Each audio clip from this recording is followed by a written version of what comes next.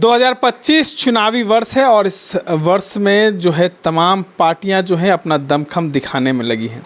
इस बार कोई भी पार्टी मौका चूकने में नहीं लगी है। बता दें कि इस बार आरजेडी भी पूरे जोश और खरोश के साथ मैदान में उतरने के लिए तैयार है। तो वहीं आपको बता दें कई ऐसे प्रत्याशी हैं जो अपनी पत्नी पर जो है वो अब बिहार विधानसभा में टिकट जो है वो लेंगे और इन तमाम चीज़ों पर जो है हमारे साथ बातचीत करने के लिए पूर्व आईपीएस अधिकारी अमिताभ कुमार दास हैं। ये खबरें आ रही हैं कि मुन्ना शुक्ला लोकसभा चुनाव में जिस तरीके से उनको टिकट मिला राजद से, अब कहीं ना कहीं ये भी खबरें हैं कि कहीं ना मुन्ना शुक्ला की पत्नी जो है इस बार चुनाव में उतरने वाली हैं।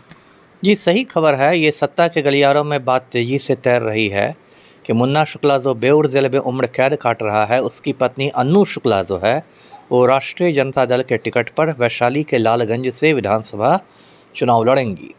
देखिए, शुक्ला परिवार का बड़ा लंबा चौड़ा किस्सा है, मैं दर्शकों को बताता हूँ। ये वैशाली में लालगंज है और लालगंज के रहने वाले थे रामदास शुक्ला। वो एक वकील थे। बाद में किसी दुश्मनी में उनकी हत्या कर दी गई और रामदास शुक्ला को 4 बेटे थे, जैसे दशरथ महाराज को थे। और ये इन 4 बेटों के नाम थे छोटन, भुटकुन, मुन्ना और मानमर्दन। तो इसमें मानमर्दन को छोड़ के बाकी तीनों जो थे वो खूंखार अपराधी निकल गए और ख़ासकर उत्तर बिहार में उनका बहुत आतंक रहता था। मुजफ्फरपुर में, वैशाली में, पूर्वी चंपारण में। उसके बाद फिर गैंगवार शुरू हो गया अलग अलग गिरोहों के बीच। तो दिसंबर 94 में छोटन शुक्ला की हत्या कर दी गई मुजफ्फरपुर में और उसी हत्या में जो शव यात्रा निकली छोटन शुक्ला की, उसी में आनंद मोहन ने गोपालगंज के डीएम का खून कर दिया था। वो एक अलग कहानी है। छोटन शुक्ला की हत्या में ब्रज बिहारी प्रसाद का नाम आया कि उसी ने मरवाया है। ब्रज बिहारी प्रसाद उस समय बिहार सरकार में मंत्री हुआ करता था। उसके कुछ समय बाद दूसरे भाई भुटकुन शुक्ला की हत्या हो गई।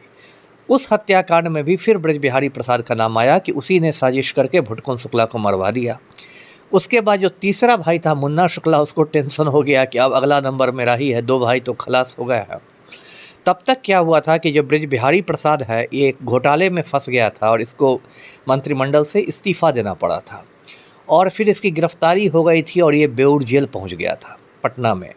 और बेऊर जेल जाने के बाद इसने बीमारी का बहाना बनाया जो वीआईपी लोग करते हैं और ये पटना में जो सरकारी अस्पताल है इंदिरा गांधी आयुर्विज्ञान संस्थान IGIMS, उसमें भर्ती हो गया था।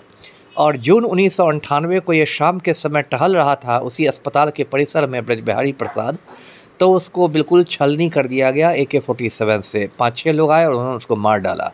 उसमें एक श्री प्रकाश शुक्ला भी था जो यूपी का बहुत बड़ा क्रिमिनल था, बाद में यूपी में मारा गया मुठभेड़ में।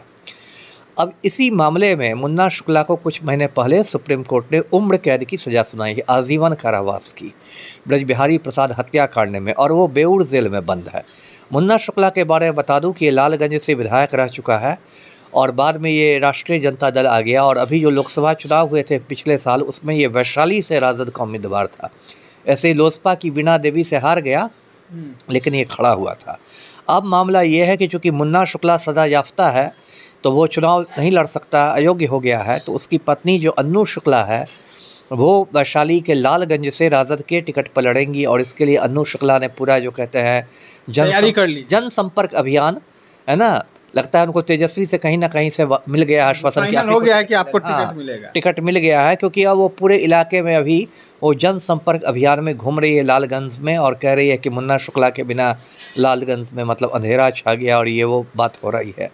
तो यही मामला है पूरा। जी, तमाम बातों को आप सुन रहे थे। हमारे साथ पूर्व आईपीएस अधिकारी अमिताभ कुमार दास थे। इस तरह के तमाम अपडेट्स के लिए बने रहे इनसाइड लाइव के साथ। धन्यवाद।